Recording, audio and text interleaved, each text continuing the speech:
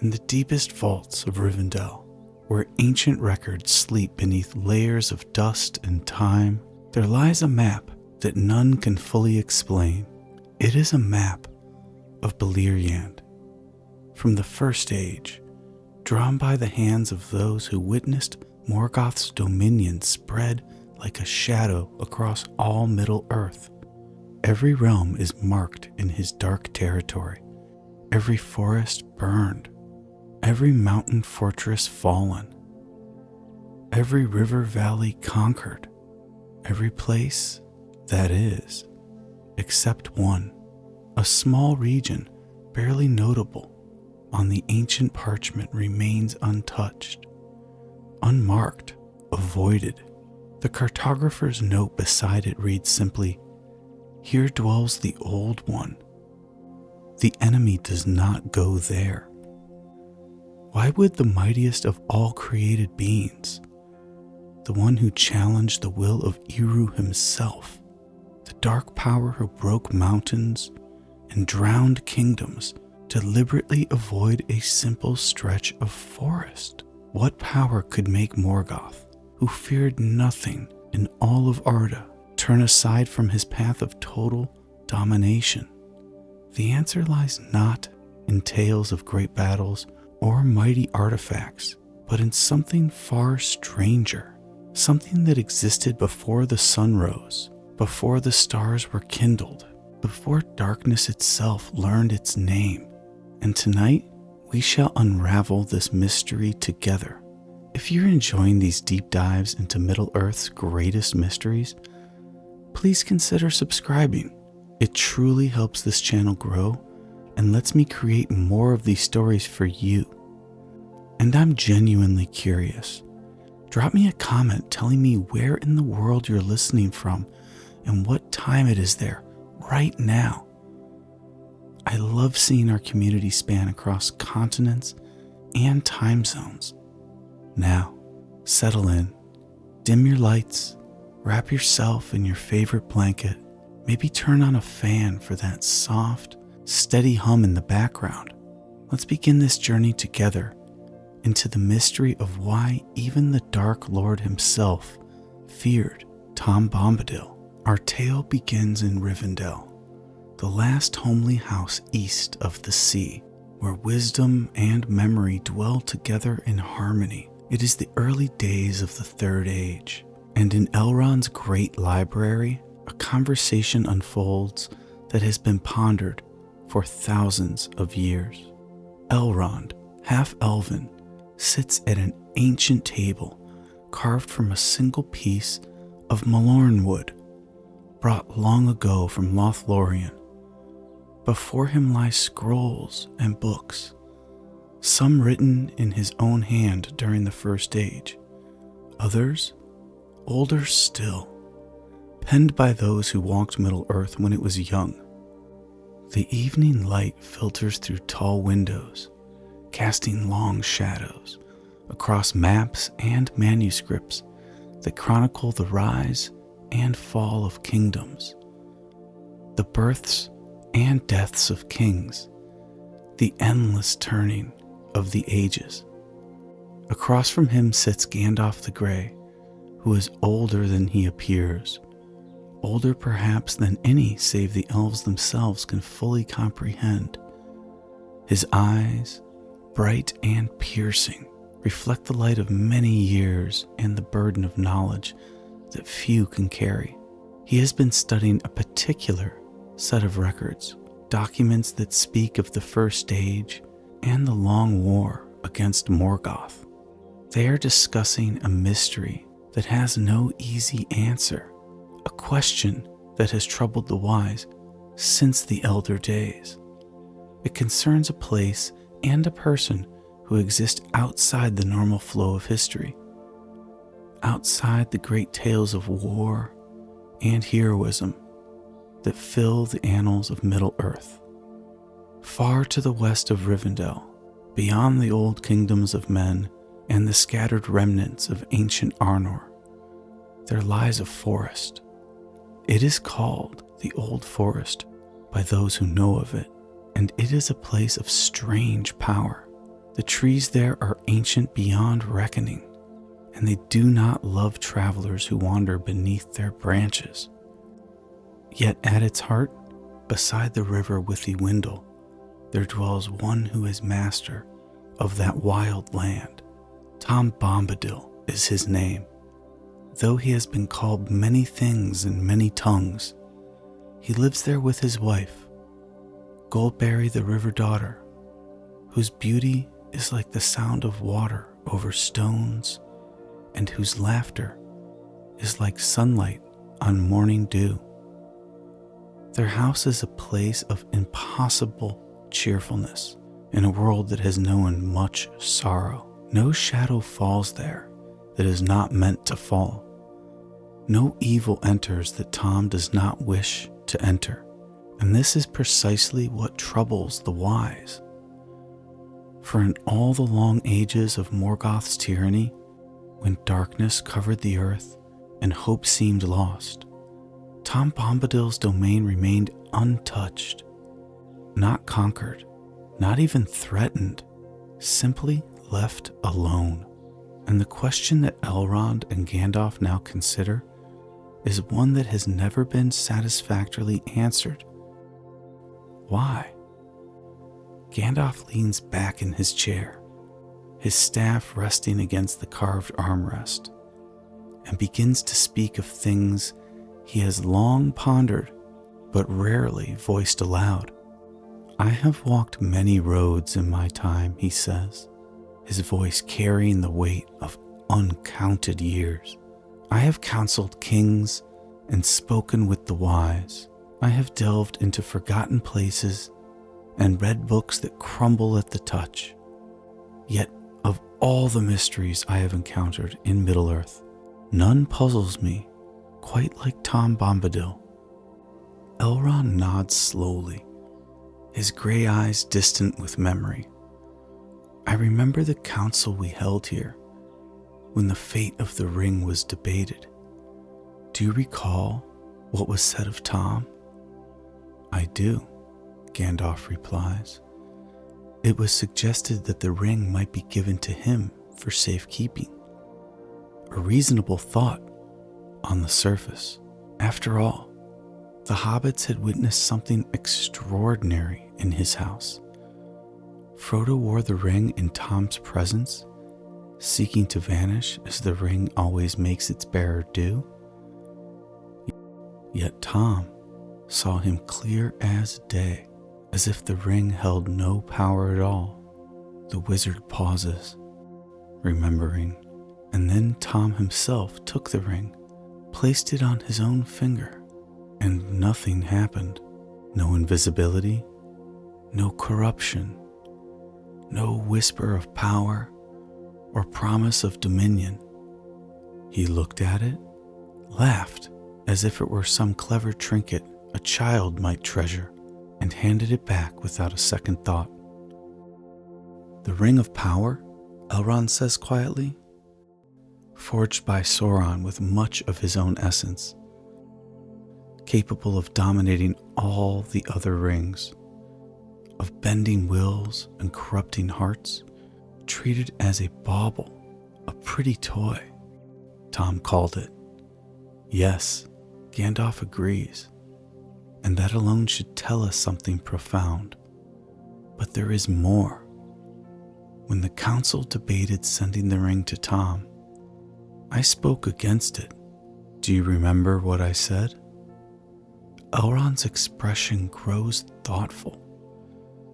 You said he would not understand the need, that if all the world were in peril and the last defense failed, Tom would still be as he is, singing his songs and tending his garden. Those were my words, yes, but they do not tell the whole truth of what troubles me. Gandalf rises and walks to the window, looking out over the valley where the Bruinen flows eternal and clear. Tom Bombadil is eldest. That is what he claims. He says he was here before the river and the trees, before the first raindrop fell, before the first acorn sprouted. He remembers darkness under the stars when it was new.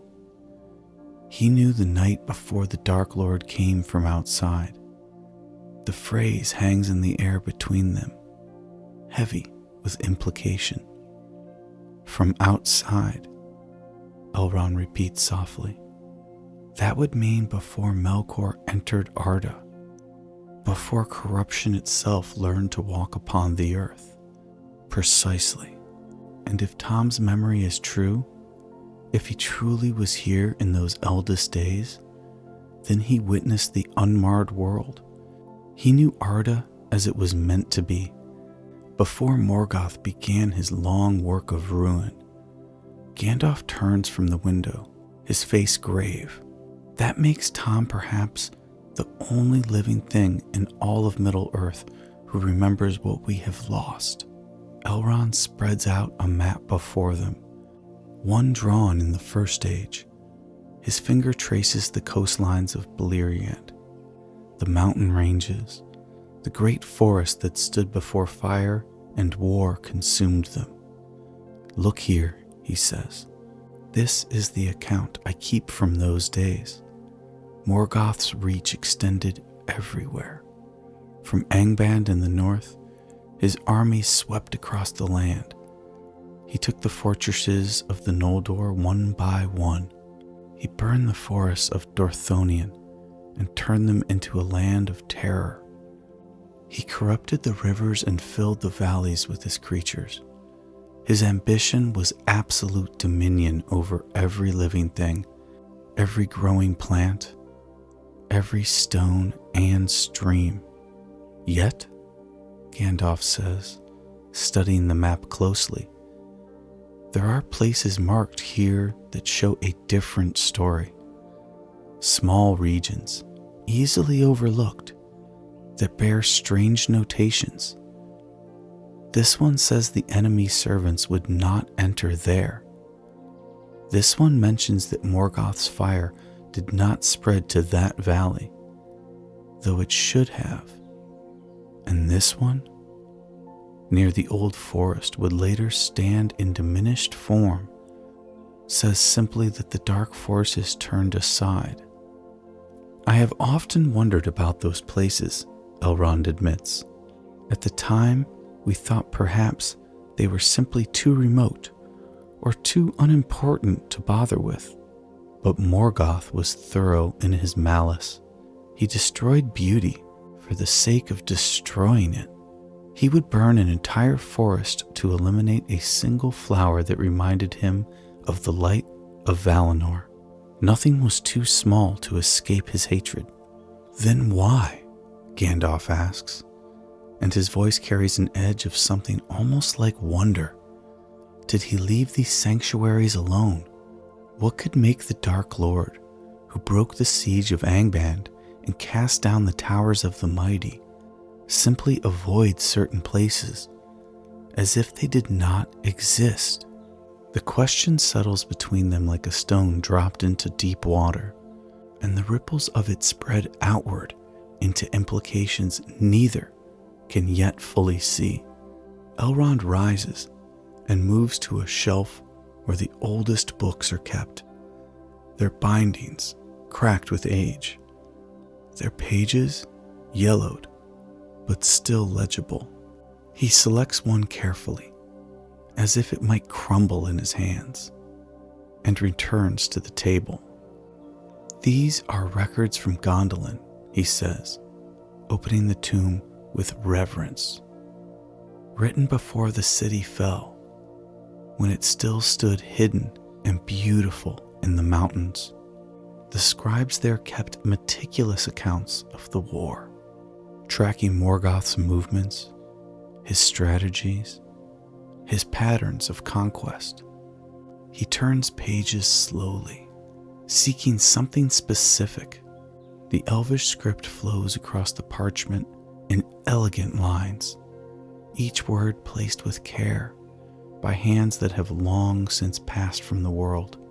Here, Elrond says at last, his finger stopping on a particular passage. This is a military analysis written by one of Turgon's commanders. It catalogs Morgoth's territorial expansion over a period of 500 years. Look at the pattern. He moves systematically, like a tide covering the land, north to south, east to west, claiming everything, destroying everything that will not serve him. Gandalf leans in, his keen eyes scanning the text, methodical, relentless. There is a terrible logic to it.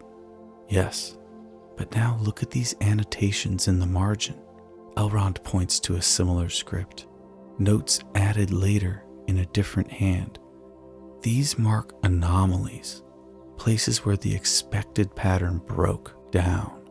A forest that should have been consumed by Morgoth's forces but remained standing. A valley where his orcs would not go, though it lay directly in their path to other targets. A river region his servants crossed but did not claim. How many such places are marked? Gandalf asks.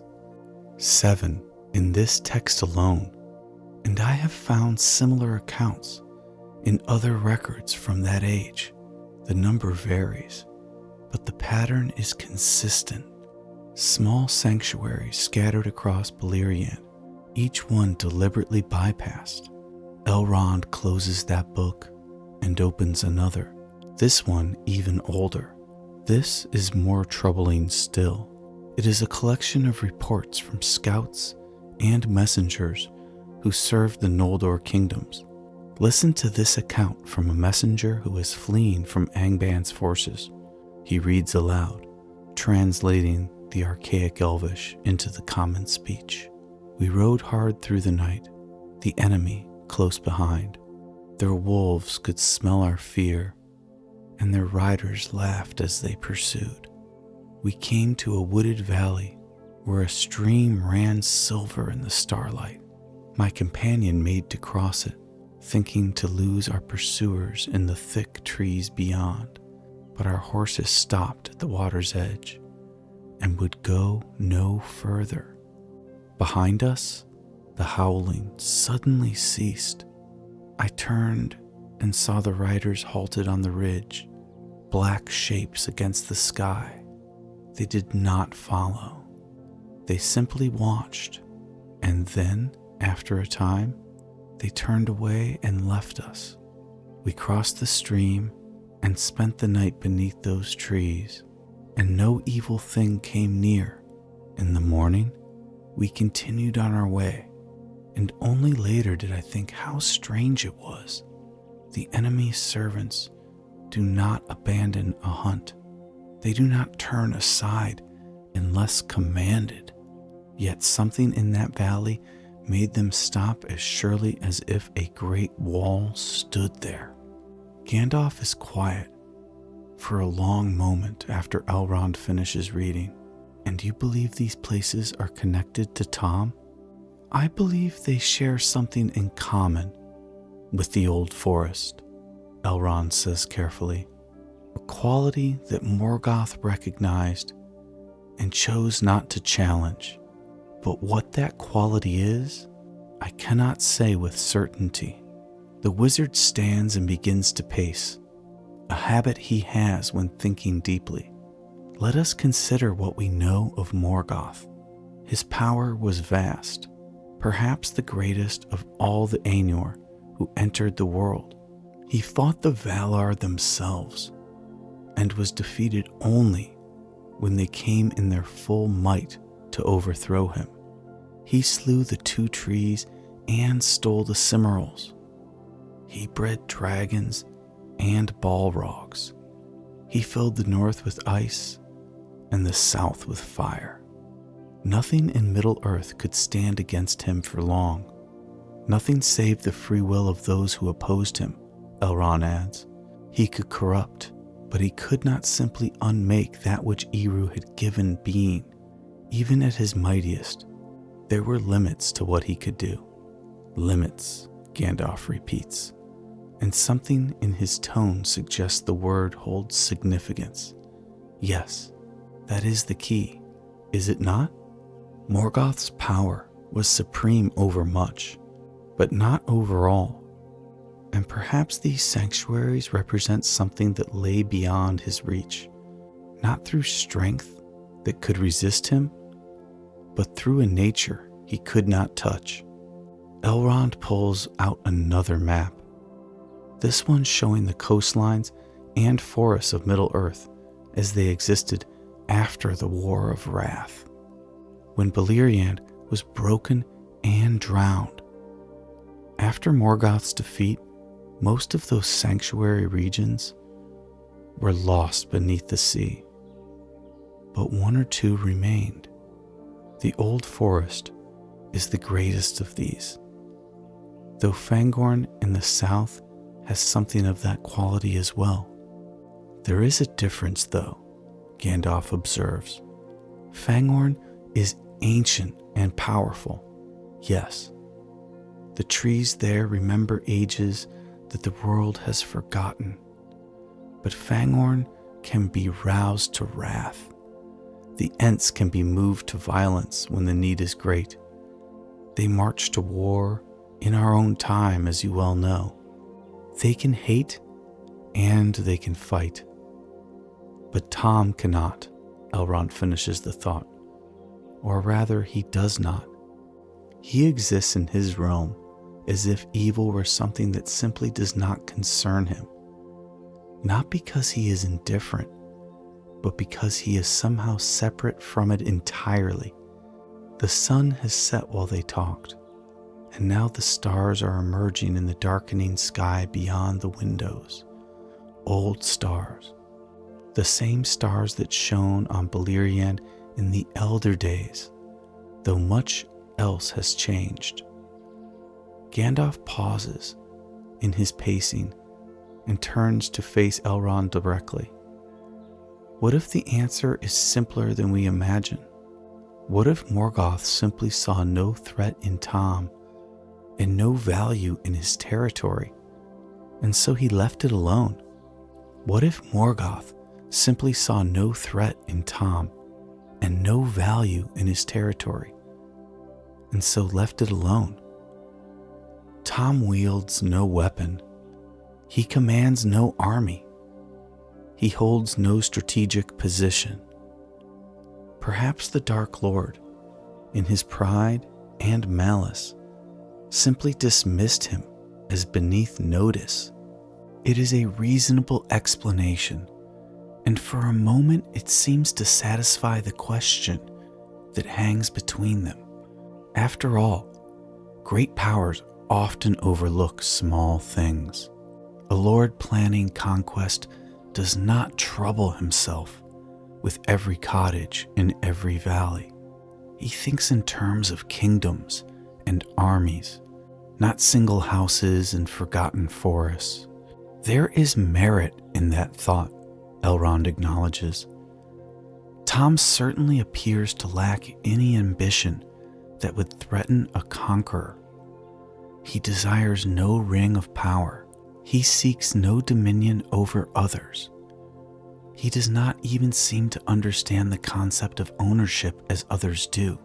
When the hobbits asked him about his land, he laughed and said the idea was curious.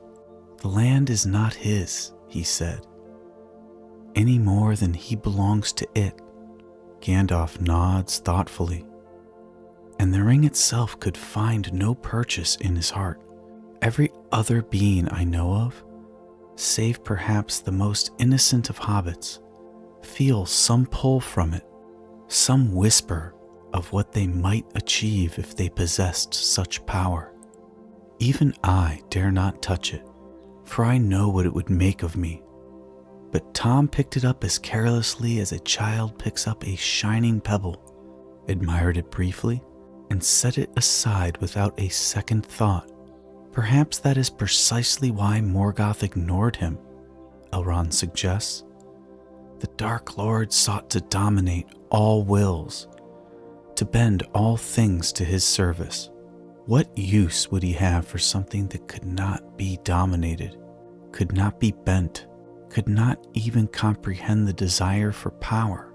Tom would have been useless to him, and that which is useless to a conqueror is often simply left behind. The explanation settles over them like a comfortable cloak. It makes sense. It fits what they know of both Morgoth's nature and Tom's. The mystery seems solved, but then Gandalf shakes his head slowly, and the comfort of that easy answer begins to fray. "No," he says quietly.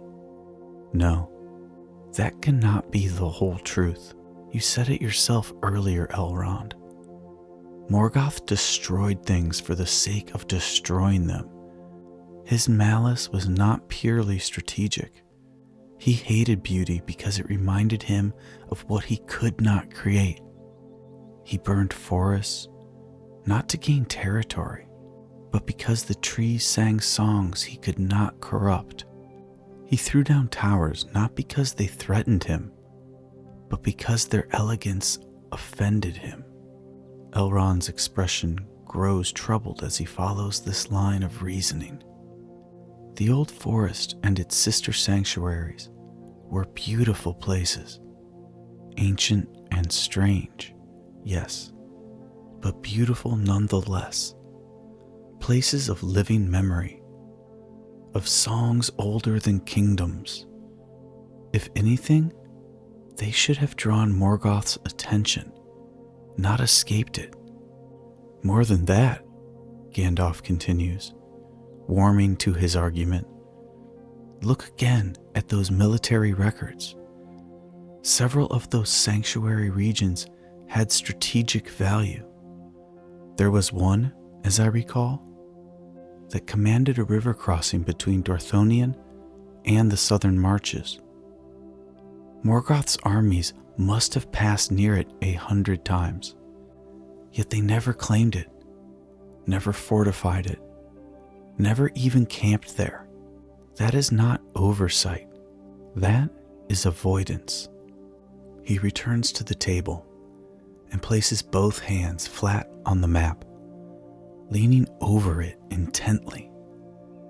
And here is what truly troubles me about the idea that Morgoth simply overlooked these places. He was so thorough, obsessively, terribly thorough.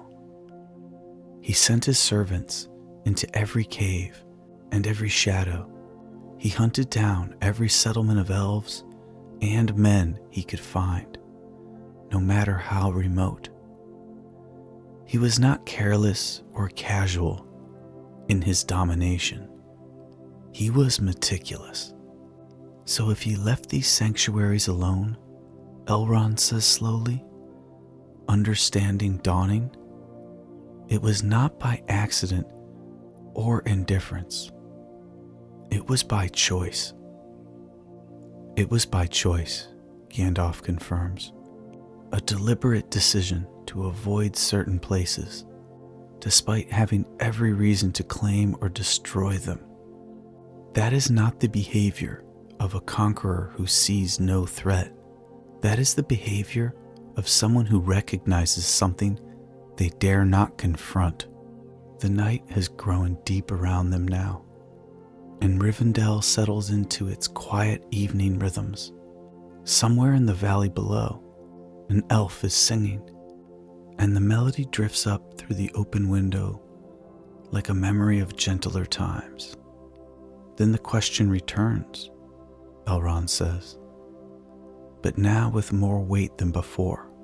If Morgoth deliberately avoided these places, what was it that he saw there that made him turn aside? What quality did they possess that the Dark Lord, who feared almost nothing in all of Arda, chose to leave them untouched? The answer, they both know, must lie deeper than they have yet dared to look.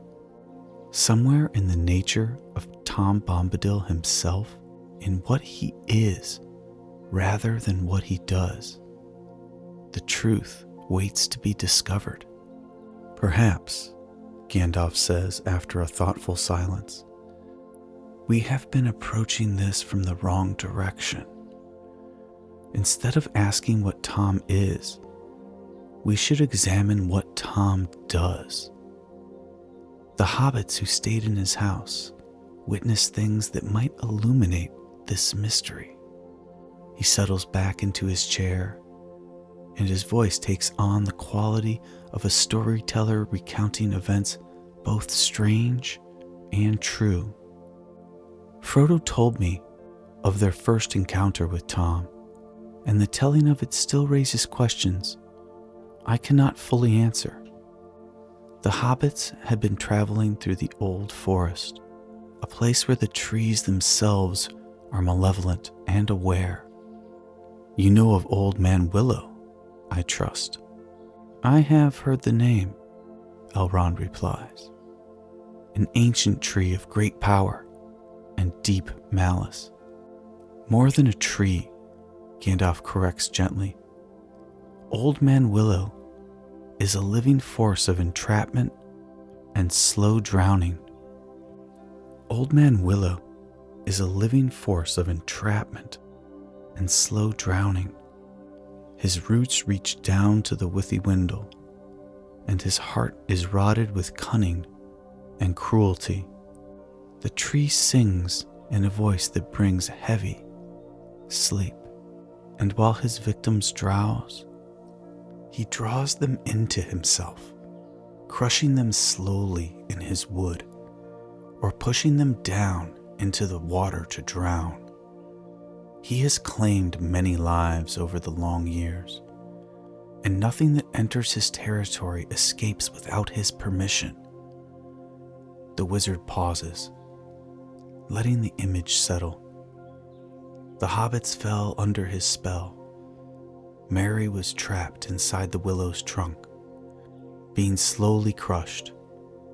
Pippin was being pushed into the water, already half drowned. Frodo and Sam were helpless, unable to free their friends, and the tree was laughing at their efforts. It was, by all accounts, a situation without hope.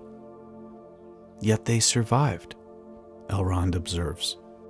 They survived because Tom Bombadil came walking through the forest, singing one of his nonsensical songs. And when he saw what Old Man Willow was doing, he simply spoke to the tree. Not a spell, not an incantation, just words spoken as one might speak to a servant who has misbehaved. Gandalf's voice shifts, taking on a different cadence as he quotes. You let them out again, Old Man Willow. What be you thinking of? You should not be waking. Eat earth, dig deep, drink water, go to sleep. The room is quiet for a moment, and then Gandalf continues. And the tree obeyed, instantly, without resistance or argument. The trunks opened, the hobbits were released, and Old Man Willow fell silent as if he had never stirred at all. Tom spoke to an ancient evil entity, one that had resisted all attempts to destroy or contain it. And that entity submitted like a scolded child. Command, Elrond says softly, not power in the sense of force, but pure authority. Exactly. And that was not the only instance. Gandalf leans forward. The second night the hobbits spent in Tom's house, they were caught by the Barrow-wights on the downs. Do you know of these creatures? Spirits sent by the Witch King of Angband in the old wars, Elrond answers. They inhabited the burial mounds of ancient chieftains and used the bodies as vessels. Dark sorcery of a particularly vile kind. The hobbits were separated in a fog that was not natural but conjured by the wights to confuse and trap travelers. Frodo was drawn into a barrow, and inside he found his companions laid out as if dead, dressed in the grave goods of long-dead princes, with a sword across their necks ready to fall. The White itself appeared, a terrible shape of shadow and malice, chanting its spells of binding and death.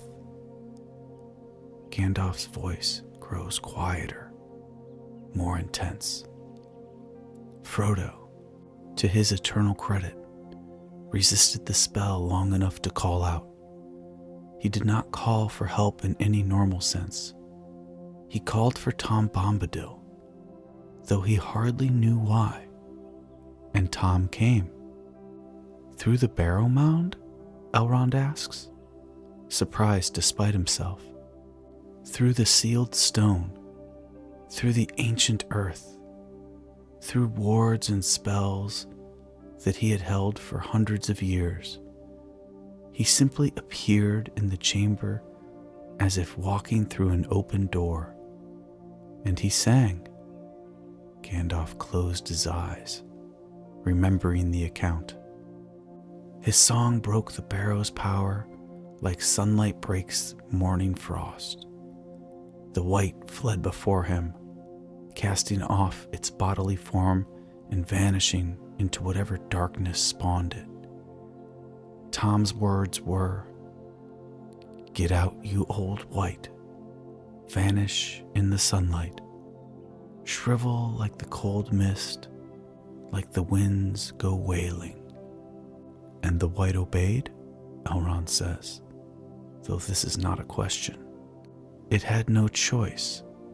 These were servants of the Witch King himself, imbued with dark sorcery, bound to their barrows by powerful spells.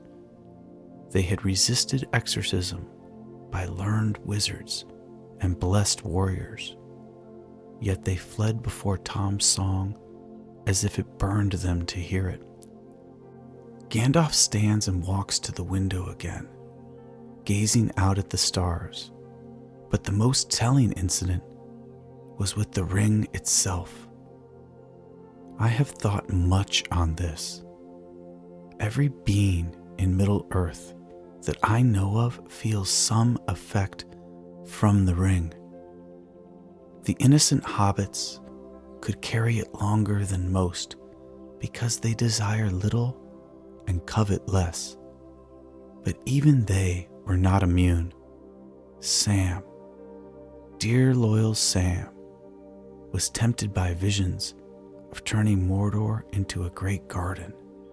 Boromir, noble and strong, was driven nearly to murder by the ring's whispers.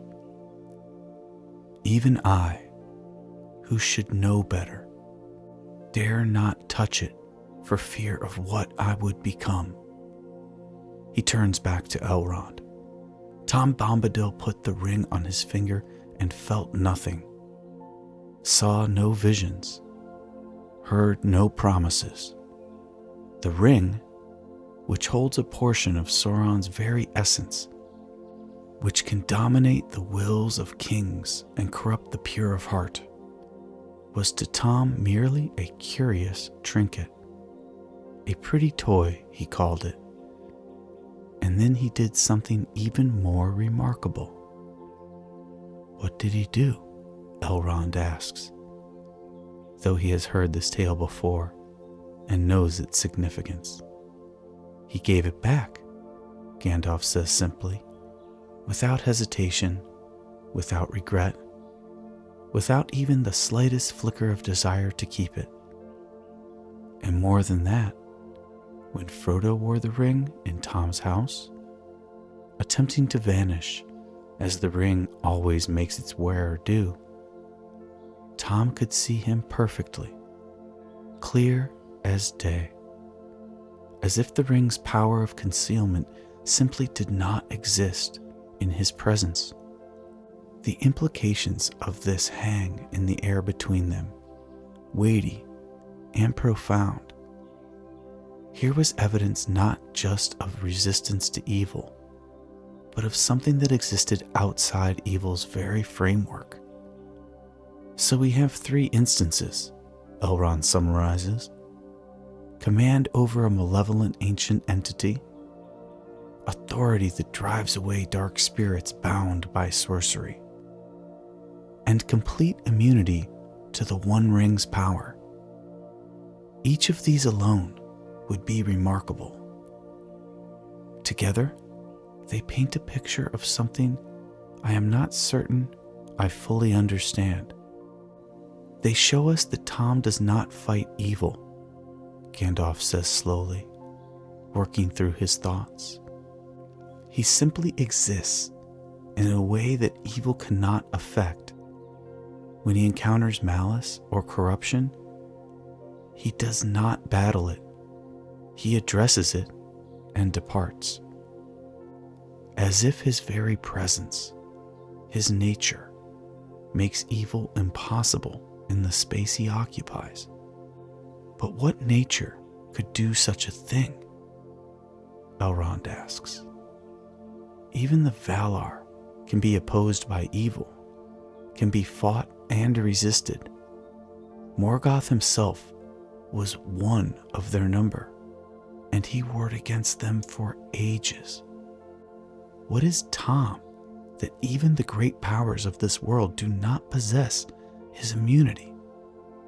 The question remains, floating in the starlit quiet of Rivendell, waiting for an answer that neither of them yet fully possesses.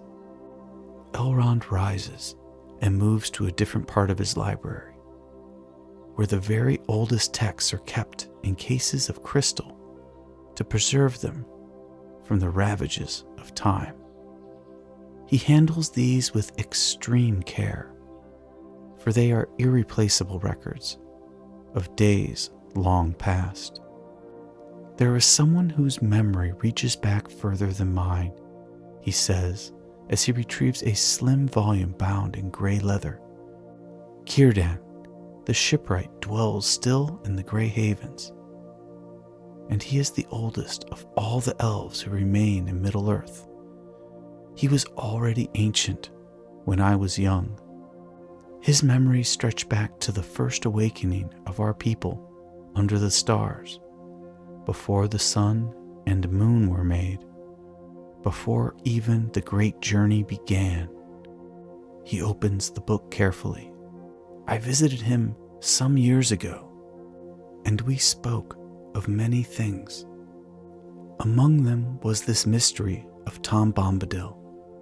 Círdan had heard tales of Tom even in the elder days, though he never met him face to face. But what interested me most was what Círdan said about the songs. The songs? Gandalf queries. Yes, you know that we elves remember much through song. Our history, our genealogies, our great deeds and sorrows are all preserved in verse and melody. The oldest songs are those from before the sun, when starlight alone illuminated the world. These songs have a particular quality, a music that belongs to that first age of wonder when everything was new and unmarred. Elrond's voice grows softer, more distant, as if he himself is remembering something half forgotten. Círdan told me that Tom's songs have that same quality, the same ancient melody, the same rhythm that belongs to the world's first music. But Tom's songs, he said, seem older even than the oldest elvish lays. They have a sound to them that predates even the awakening of the firstborn. That should be impossible, Gandalf says quietly. The elves were the first to wake and sing in Arda. Before them, there was only the music of the Ainur in the timeless halls, and the silence of stone and water learning to be. Yes, Elrond agrees. This is what troubles Círdan as well. yet he is certain of what he hears in Tom's melodies. They carry echoes of something that came before, something that was present when Arda itself was being shaped from the vision. He turns a page and reads from notes written in his own hand. Círdan said this to me, and I wrote it down exactly. There are songs in Tom Bombadil's voice that I have heard nowhere else, not in Valinor before the darkening, not in the courts of Thingol where the nightingales sang, not even in the dreams of my youth when the world was fresh and every tree was a friend. His songs are older than old, and they carry a joy that exists outside of time, outside of the history of sorrows that we have known.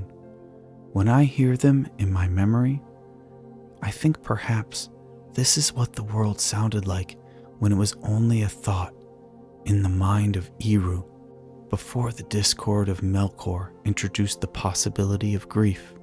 The room is very still as the weight of these words settles over them. Outside, the night has deepened. The stars wheel slowly in their ancient patterns across the sky. There is more, Elrond continues. In researching this mystery, I found texts written by Pendigol the Wise, who was lore master in Gondolin before its fall. He was among the most learned of all the Noldor, and he spent much of his long life studying the nature of Arda and its relation to Ainur, who shaped it. He retrieves another book, this one clearly very old, its pages covered in dense Quenya script. Pendigold wrote extensively about those beings who are bound to Arda and those who are not. The Ainur who entered the world became bound to it, their fates intertwined with the fate of the physical creation. They could shape it and change it, but they could not leave it. Even Morgoth, for all his power, was bound by the world's substance. His essence was poured into Arda itself in his attempts to control it, and thus he became inextricably tied to its fate. Yes, Gandalf says, that is well known. The Valar are in the world, of the world. They are not separate from it as they once were. But Pendigold mentions something curious, Elrond says, finding the passage he seeks. He speaks of the possibility, theoretical he thought, of beings who might exist in Arda without being bound by it. Spirits or essences that were placed in the world as part of its original design, but never became subject to its laws in the way that the Ainur did. He called them, and here I translate loosely, the free ones, or the unburdened. Did he give examples? Gandalf asks, with interest. He did not, because he thought such things were merely theoretical, a possibility inherent in Eru's design, but never actualized. But now, I wonder if he was wrong. Elrond looks up from the book. What if Tom Bombadil is one of these unburdened, a being placed in Arda in its earliest days, part of the original design, but never bound by the world's substance in the way that others were? That would explain much, Gandalf muses. It would explain why Tom claims to have been here before the Dark Lord came from outside. Morgoth entered Arda and became bound to it. But if Tom was already here, placed here as part of the world's foundation, then he predates Morgoth's arrival. He represents something from before the corruption began. Exactly, Elrond says. Tom's own words support this. He says he was here before the river and the trees. The Withywindle is ancient, and the trees of the old forest are older than the memory of elves. Yet Tom claims to predate them both. He remembers darkness under the stars, but a different darkness than the one Morgoth made. He remembers the world before the marring. The significance of this cannot be overstated. If Tom truly remembers the unmarred world, then he is not merely ancient. He is a living connection to what Arda was meant to be before Morgoth's discord twisted it into a new and darker shapes. He is a living connection to what Arda was meant to be before Morgoth's discord twisted it into new and darker shapes. Gandalf moves to sit once more, his staff clicking softly against the stone floor. His face is grave, and when he speaks, his voice carries the weight of hard-won knowledge. If we accept that Tom represents something from before Morgoth's corruption, something that remains unmarred by all that has transpired since, then we must ask ourselves what that would have meant to Morgoth. What would the Dark Lord have felt when he encountered such a being? He gestures towards the books spread across the table. We have records of what Morgoth feared. Not many such records, for he hid his fears well and ruled through terror. But there are moments in the histories when his fear shows through, and those moments are instructive. Elrond nods slowly. The Cimmerals. Yes, the Cimmerals first and foremost. Gandalf's eyes grow distant with memory of tales told and retold across ages. Fëanor made them in Valinor before the darkening, and he captured within them the light of the two trees, the purest light in all of creation. They were beautiful beyond description, and every being who looked upon them loved them. But for Morgoth, they were torment, because they reminded him of what he could not create, Elrond adds. He could mar and twist and corrupt, but he could not make anything truly new. The Cimmerals were pure creation, unmarred beauty, and their light judged him every time he looked upon them. More than that, Gandalf says, when he stole them and set them in his iron crown, they burned him. His hands were scorched black, permanently marred by that holy light. The jewels he coveted above all things caused him physical agony to touch. Yet he could not let them go. He kept them even though they brought him pain, because to surrender them would be to admit that there were things in creation beyond his power to possess. The wizard stands and begins pacing again, his movements deliberate and measured. But the Cimmerals were not alive. They were objects, however holy. Morgoth could at least tell himself that they were things to be owned, even if they hurt him to hold. The living beings who defied him were another matter entirely. Fingolfin, Elrond says quietly, and the name hangs in the air like a challenge remembered. High King of the Noldor, mightiest of all the elven lords in war. Gandalf's voice takes on a note of admiration mixed with sorrow.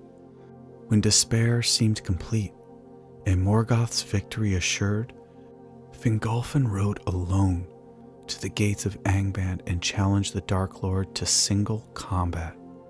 The gates were 7, each greater than the last, each guarded by Morgoth's most powerful servants. But when Fingolfin's horn sounded its challenge, those gates opened. Every single one. Morgoth was afraid, Elrond says. Terrified, Gandalf confirms. His captains begged him not to accept the challenge. They told him to send his armies, his dragons, anything rather than face Fingolfin himself. But Morgoth could not refuse. His pride would not allow it. And perhaps, more than that, his fear would not allow it, because to refuse would be to show that fear openly, to demonstrate before all his servants that there were things in Middle-earth that the Dark Lord dared not face. He pauses in his pacing, turning to face Elrond directly. So Morgoth came forth, and they fought.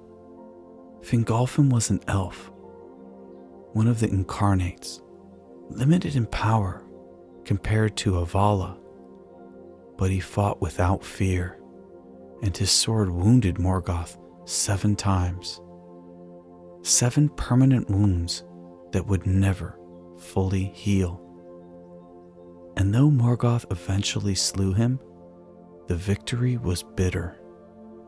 The Dark Lord limped forever after, and his feet bore the scars of where Fingolfin's last blow had landed before death took him. A single elf, Elrond breathes, who fought without fear, wounded Morgoth permanently. Because the fearlessness itself was a weapon that Morgoth could not counter. He was accustomed to enemies who fought with desperation, with rage, with hope of victory or fear of defeat. But Fingolfin fought with none of these. He fought with the pure certainty that some things must be done regardless of outcome. That certainty, that absolute fearlessness, wounded Morgoth in ways that went deeper than physical cuts. Gandalf returns to his seat, and his voice softens. And there was Luthien, perhaps the most instructive example of all, the fairest of all the children of Ilúvatar, Elrond says. And there is personal feeling in his voice, for Luthien was his ancestor, her blood flowing in his veins across the generations. Luthien Tinuviel, who danced in the forest of Neldareth and sang songs that made the trees weep for beauty. She was half Maya through her mother Melian, but she was also mortal through her choice to bind herself to Beren. And when Beren was captured and imprisoned in Morgoth's dungeons, she came for him. The wizard's voice takes on a quality of wonder. She came to Angband itself, into the heart of Morgoth's power, with only her cloak and her voice as weapons. And she sang. She sang a song of such beauty, such pure and uncorrupted loveliness, that Morgoth himself fell asleep on his throne. The Dark Lord who had never known rest, who was always alert and always watchful, fell into a slumber like a tired child, his crown tilted on his head. And while he slept, Beren cut a cimmerel from it. Her song overcame him, Elrond says. Not force, not magic in the sense of power, just pure beauty that Morgoth could not resist or defend against. Exactly. And when he woke and found himself robbed, his rage was terrible. But underneath that rage was something else. Fear. Because Luthien had proved that beauty and love were forces that could reach into the very depths of his fortress and overcome his will. All his power, all his armies, all his malice could not defend against a song sung in innocence and love. Gandalf leans forward intently. Now consider what these three things have in common. The Cimmerals were uncorrupted light that burned Morgoth's hands. Fingolfin was a warrior without fear who wounded Morgoth's body. Luthien was pure beauty that overcame Morgoth's will. Each of them represented something that Morgoth fundamentally could not corrupt, could not defeat, could not answer with his own power. And Tom Bombadil, Elrond says slowly, understanding dawning fully now, represents all three of these at once. He is uncorrupted nature that cannot be marred. He exists without fear because he does not understand malice, and his songs carry beauty from before the world was wounded. More than that, Gandalf adds, the Cimmerals could be stolen despite their burning. Fingolfin could be killed despite his wounds.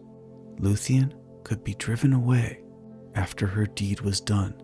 But Tom cannot be stolen, cannot be killed, cannot be driven away.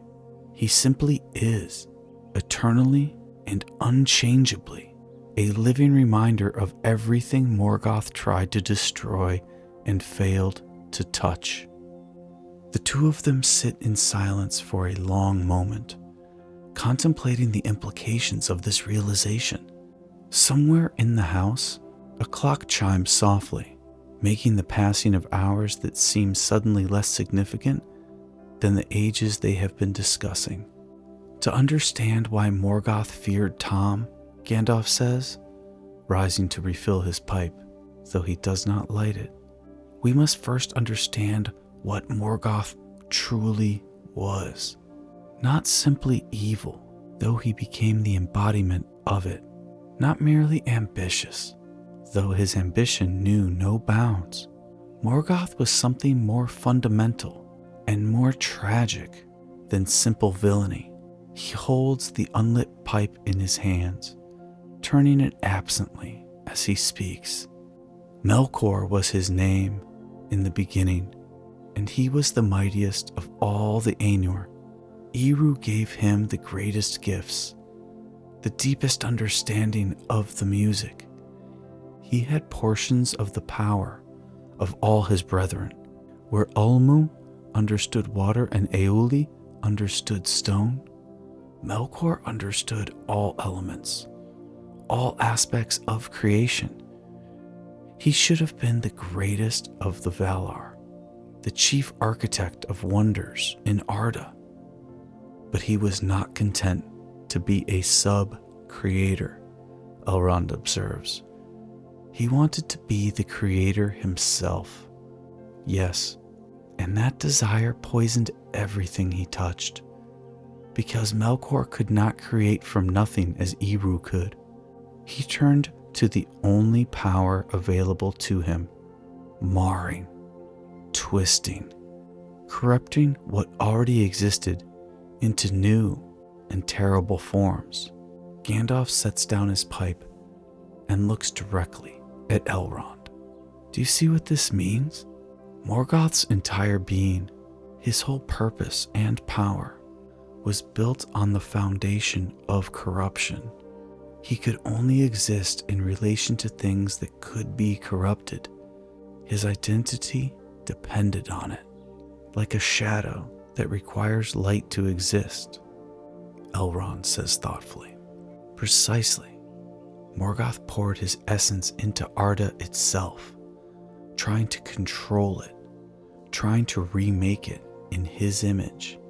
He bound himself to the world so thoroughly that he became inseparable from it. His power flowed through the stone and water, the earth and air, corrupting as it went. Every volcano that erupted, every storm that destroyed, every sickness that spread carried a touch of Morgoth's malice. He made himself part of the world's fabric by marring that fabric. Gandalf walks to where a small fountain plays in the corner of the library. its water clear and musical. But corruption requires something pure to work upon. You cannot corrupt that which has no form, no substance, no nature to be twisted. And more than that, you cannot corrupt that which exists outside your paradigm entirely. Tom exists outside that paradigm, Elrond says, and it is not a question. Tom has no desire to corrupt because he has no desire for dominion. He has no fear to exploit because he does not understand malice. He has no hope to crush because he exists in a state of perpetual contentment. He simply is what he is, and what he is cannot be changed by any external force. Gandalf turns from the fountain. Consider what we know of Tom's nature. He lives in his house by the Withywindle with Goldberry. He sings his songs. He walks his land. He helps those who stumble into his realm, and that is all. He wants nothing more. He seeks nothing more. The hobbits asked him about his boundaries, Elrond recalls. They asked where his country ended, wondering if they were still in his domain. And he laughed, Gandalf says. He found the question amusing. He told them his country ended where it ended, which was no answer at all, and a perfect answer at the same time. He does not think in terms of possession or territory or boundaries. Those concepts belong to a way of being that is foreign to him. The wizard returns to his seat, and his voice takes on a more contemplative tone. Now compare this to Fanghorn Forest, which we mentioned earlier. Treebird and the Ents are ancient and powerful. They love the trees and the wild things of this earth, but they can be roused to anger. When Saruman's orcs cut down their trees, the Ents marched to war. They felt rage and grief and the desire for vengeance. They are, in other words, subject to emotions that can be manipulated, to passions that can be turned to dark purposes if twisted carefully enough. Morgoth could work with that, Elrond says. Anger can become hatred. Grief can become despair. Even righteous vengeance can be corrupted into cruelty. Exactly. Given time and effort, even the Ents might have been turned, or at least driven to excessive violence that would serve darkness in its way. But Tom cannot be turned because there is nothing to turn. He does not fight evil. He does not rage against it. He does not even seem to recognize it as something that concerns him. Gandalf pauses, choosing his words carefully. When Old Man Willow trapped the hobbits, Tom did not arrive in anger or battle fury. He came walking through the forest, singing about his dinner and his wife's beauty. When he saw what was happening, he scolded the willow the way you might scold a puppy who has chewed your shoe. There was no hatred in it, no desire to destroy. There was no hatred in it, no desire to destroy. Just a simple correction. And the tree obeyed, because Tom's nature is such that evil simply cannot maintain itself in his presence. It is not that Tom defeats evil, Elrond says slowly, working through the implications. It is that evil finds no purchase in him, no hook to catch, no weakness to exploit. He is smooth as water, and darkness slides off him without ever touching what he truly is. And for Morgoth, Gandalf continues, whose entire existence was built on the act of corruption, Tom would have been incomprehensible, worse than incomprehensible. He would have been a walking refutation of everything Morgoth believed about the nature of power and dominion. Because Tom has power, make no mistake. The power to command Old Man Willow and banish the Barrow-wights and see through the ring's deception. But it is a power that operates on principles Morgoth could not understand or counter. Tom's power is passive, Elrond observes. It simply exists. It does not reach out to dominate or control. It does not impose itself on others. It simply is what it is. And other things must accommodate themselves to it or depart. Yes, and that would have been terrifying to Morgoth in a way that armies and fortresses never could be. Because you can fight an army. You can tear down a fortress. You can corrupt a powerful being by finding their weakness and exploiting it. But what do you do with someone who has no weakness because they have no desire? What do you do with innocence that is not ignorance, but rather a fundamental way of being that exists outside your entire framework of power? The question hangs between them, rhetorical but profound.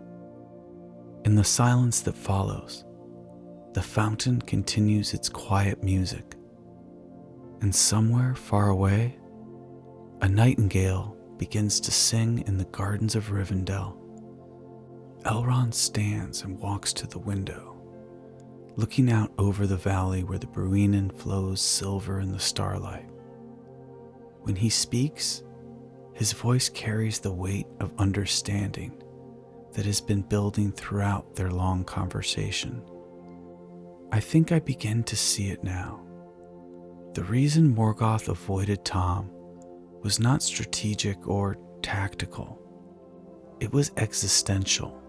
To confront Tom would have been to confront the limits of his own power, and for a being whose entire identity was built on claiming unlimited dominion, that confrontation was more threatening than any battle he ever fought. Gandalf nods slowly.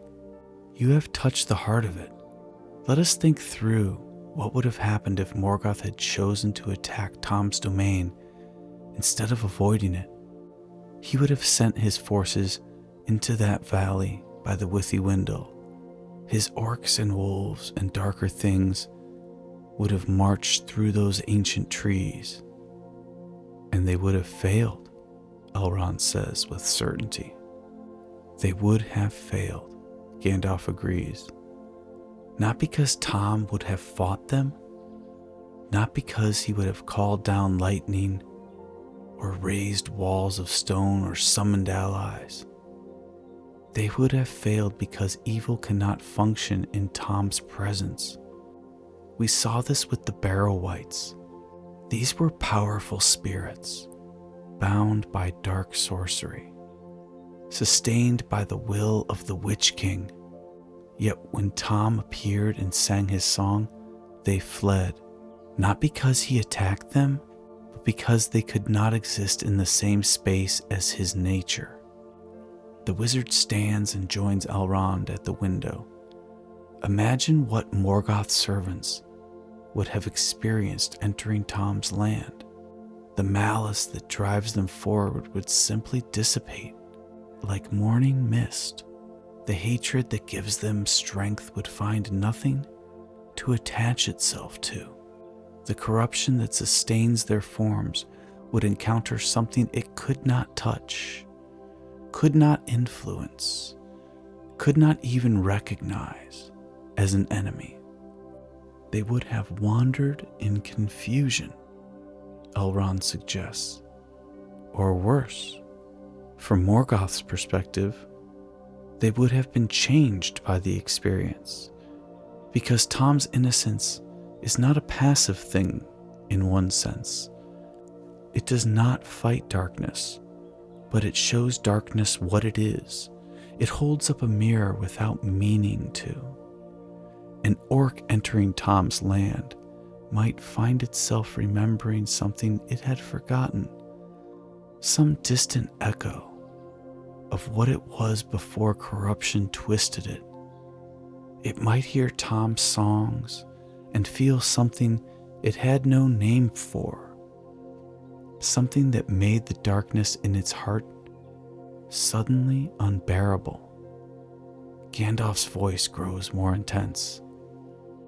And if word of that got back to Morgoth, if his servants began returning from Tom's realm, confused or changed or unable to articulate what they had experienced, what would that do to his armies? The Dark Lord ruled through absolute certainty. His power is complete, his victory inevitable, his enemies doomed. That was the message he drilled into every creature that served him. But Tom's existence would whisper a different message. Some things cannot be conquered. Some lights cannot be extinguished. Some joys exist that darkness cannot touch. It would have been devastating to morale, Elrond agrees. More devastating than losing a battle, because at least in battle, there is an enemy you can blame, a tactical mistake you can point to. But this would be defeat of a different kind. Defeat that has no explanation in terms Morgoth's servants could understand. Exactly. And that brings us to the deeper horror for Morgoth himself. Suppose he decided to go personally to confront Tom, the mightiest of the Valar, the one who challenged Eru's authority, the Lord of Angband with all his terrible power, marching to the valley of the Withywindle to destroy this strange being who sang nonsense songs and picked flowers. Gandalf turns to face Elrond fully. What would he have found there? Tom in his garden? Probably. Or walking with Goldberry by the river? And Tom would have greeted him cheerfully, with no fear and no hostility.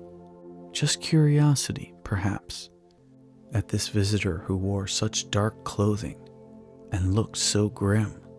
And Morgoth would have tried to dominate him, to bend his will, to corrupt his nature, and nothing would have happened.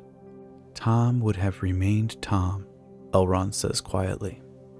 Tom would have remained exactly what he is, unchanged, uncorrupted, still singing his songs, still laughing at jokes only he understood, still utterly and completely himself. And Morgoth would have stood there, pouring out his power, exercising his will, trying everything in his vast arsenal of domination and corruption, and it would all flow past Tom like water around a stone in a river, not resisted, not fought, simply irrelevant. The implications of this image settle over both of them like a heavy cloak. For a being who had defined himself by his ability to corrupt and dominate, Elrond says slowly, to encounter something he absolutely could not affect would be worse than any wound, worse than any defeat in battle. It would prove that his power was not, in fact, absolute, that there were limits to what he could achieve. And the worst part, Gandalf adds, is that Tom would not have understood what Morgoth was even trying to do. He would have looked at this dark, terrible figure radiating malice and power, and he would have seen someone who seemed very sad and confused. He might have invited him in for supper, offered him some honey and cream, asked him why he looked so troubled, and whether a good meal and a song might help. Despite the gravity of their discussion, Elrond almost smiles at this image. That would have been unbearable To be pitied by the very thing you were trying to destroy? To have your ultimate power treated as curious eccentricity, something to be gently dismissed, rather than feared or fought? Yes, and Morgoth would have had to make a choice at that point. He could have killed Tom's body, perhaps, but we both know that would not have destroyed what Tom is. Tom existed before he had form, and he would exist after. Killing his physical presence would accomplish nothing except make Morgoth look petty and weak. Or Morgoth could have left, retreated from this valley, where his power meant nothing, where his very presence was less threatening than the trees found it to be.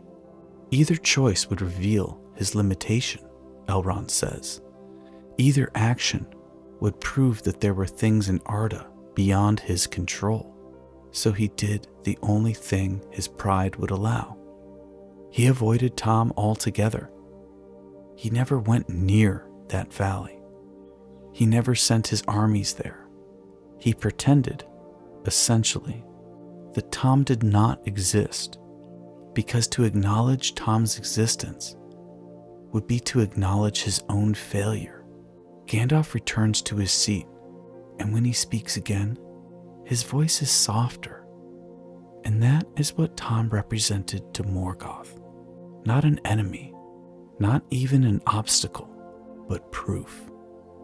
Living and breathing and singing that Morgoth's fundamental assumption about reality was wrong. Power cannot, in fact, dominate all things. Corruption cannot, in fact, touch every created being.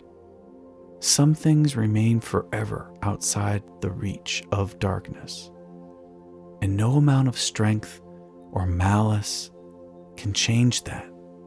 There remains one final question, Elrond says after a long moment of contemplative silence. If Tom possessed this nature that even Morgoth could not touch, why was he not used against Sauron in our own time? At the council, the possibility was raised and dismissed. What was the reasoning behind that decision? Gandalf nods, as if he had been expecting this question.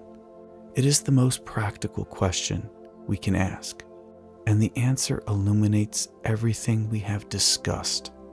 At the council, after much debate about what to do with the ring, Arestor suggested that it might be sent to Tom Bombadil.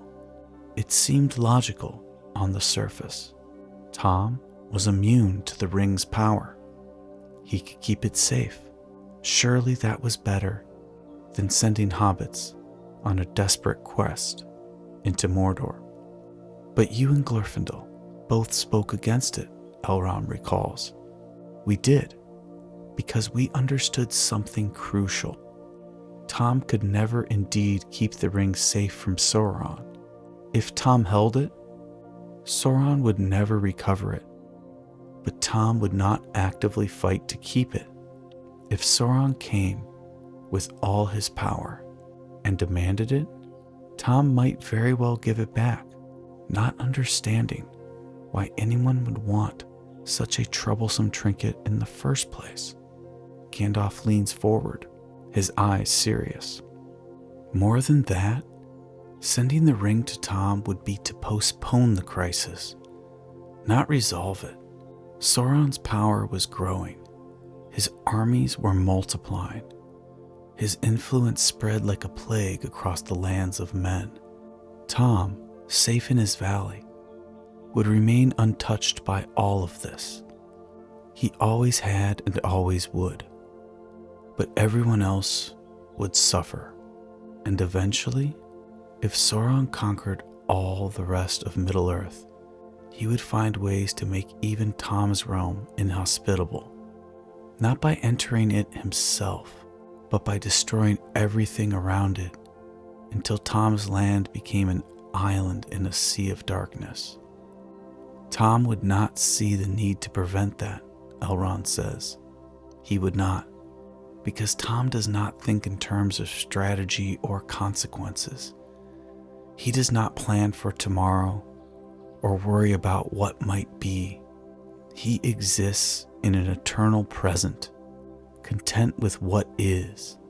That contentment is his strength and his limitation. He cannot be corrupted, but neither can he be moved to action against corruption. He is immune to evil, but he will not fight to protect others from it. The wizard stands and walks slowly around the room, his staff tapping gently. This is why Tom could not be the answer to Sauron, and why he was not the answer to Morgoth either. Tom represents preservation of innocence, but innocence alone cannot defeat evil. It can only remain untouched by it. For evil to be defeated, there must be those willing to fight, to sacrifice, to take action even at great cost. The distinction is crucial, Elrond agrees. Tom's power is the power to be. Our power, such as it is, must be the power to do. Both have their place, but they serve different purposes. Precisely, and this brings us back to why Morgoth feared Tom. It was not fear in the sense that Morgoth thought Tom would oppose him or defeat him. It was fear in the sense that Tom's existence exposed the fundamental hollowness of Morgoth's philosophy. Morgoth believed that power was domination, that strength was control, that to be great was to rule over others. Gandalf turns to face Elrond, and his voice carries a note of something that might be sadness. But Tom showed that true power could be something entirely different. The power to remain yourself, the power to be content without possession, the power to exist without needing to dominate. Tom did not need to rule the old forest for it to be his home. He did not need to command Goldberry for her to be his wife. He did not need to defeat evil for his joy to be complete. And that made Morgoth's entire existence seem empty, Elrond says softly. All that striving, all that conquest, all that corruption in pursuit of domination. And here was Tom, who had none of those things and needed none of those things, yet was more truly powerful because he was utterly himself, and nothing could change that. Yes, Morgoth poured himself into Arda, trying to control it, and in doing so, he bound himself to its fate. He became less free even as he gained more power. But Tom remained free, unbound, unconcerned with the great movements of history, because he existed outside those movements entirely. Gandalf returns to his seat one final time. That is the complete picture, then. Morgoth feared Tom not because Tom threatened him directly, but because Tom's very existence was a judgment on everything Morgoth had become. Tom was proof that Morgoth's path, all his ages of effort and malice, had led nowhere that mattered. You can conquer the world and still be less than someone who simply tends their garden and sings their songs. A hard lesson for one who was once the mightiest of the Ainur, Elrond observes. The hardest possible lesson, and one Morgoth could not bear to face directly. So he avoided Tom's realm, never acknowledging what that avoidance meant, never admitting to himself that there were places in Arda he dared not go. Gandalf picks up his pipe and finally lights it, the smoke curling up toward the ceiling in lazy spirals. And so Tom remains, even now, in his house by the Withy window. Goldberry sings by the water, the old forest stands, and all the darkness that has passed over Middle-earth, all the wars and sorrows, have left that small corner of the world exactly as it was. Not because Tom fought to keep it so, but because that is what Tom is: eternal, unchanging, forever himself. The night has grown very late, and the stars wheel slowly toward morning. The mystery, pursued through ancient texts and careful reasoning, has reached its conclusion, not with thunder or revelation dramatic in the moment, but with understanding that settles quietly into place like pieces of a puzzle finally aligned. The fire in Elrond's hearth has burned down to glowing embers, casting a warm, gentle light across the library. The books lie open on the table, their ancient pages holding truths that have taken all night to unfold. Outside the windows, the stars have begun their slow fade toward dawn, though true morning is still some hours away. Gandalf sets down his pipe and speaks one last time, his voice softer now, touched with something that might be contentment, or perhaps simply the satisfaction of understanding reached after long contemplation. So we return to where we began, a map with a small unmarked region, a question about fear and power. And now we know the answer, though it was not the answer anyone might have expected when the question was first asked. Elrond closes the ancient books carefully, returning them to their places with the reverence they deserve. Morgoth feared Tom Bombadil not for what he could do, but for what he was, a mirror held up to show the Dark Lord his own limitations, a living reminder that some things in creation remain forever beyond the reach of malice and domination. And Tom remains there still, Gandalf says, standing and moving once more to the window where the first hints of pre-dawn gray are touching the eastern sky. If we were to walk to the old forest today, we would find him as he has always been, perhaps tending his garden or gathering water lilies for Goldberry, perhaps walking among the trees, speaking to them in their own language, older than any speech that elves or men have learned, perhaps simply sitting by his door, watching the Withywindle flow past as it has flowed for ages beyond counting. The image is peaceful, grounding after the long night of discussion about ancient evils and cosmic fears. There is something deeply comforting in the thought of Tom unchanged, untouched, continuing his simple existence while the great wheels of history turn around him.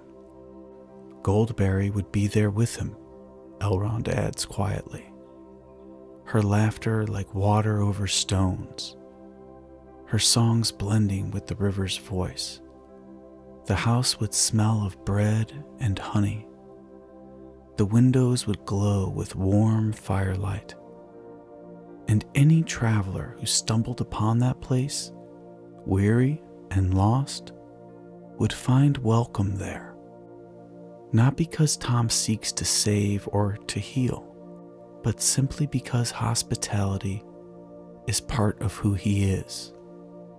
The greatest victory over darkness, Gandalf muses, is not always to defeat it in battle. Sometimes it is simply to remain yourself despite it, to keep singing when others have forgotten the words, to maintain joy when sorrow seems to cover the earth, to be fully and completely what you were meant to be, regardless of what powers rise or fall around you. The wizard turns from the window and nods to Elrond. Thank you, my friend, for this night of wisdom shared. We have unraveled a mystery that has puzzled me for longer than I care to admit. And the answer, in the end, is more beautiful than I expected." "Some mysteries are that way," Elrond replies.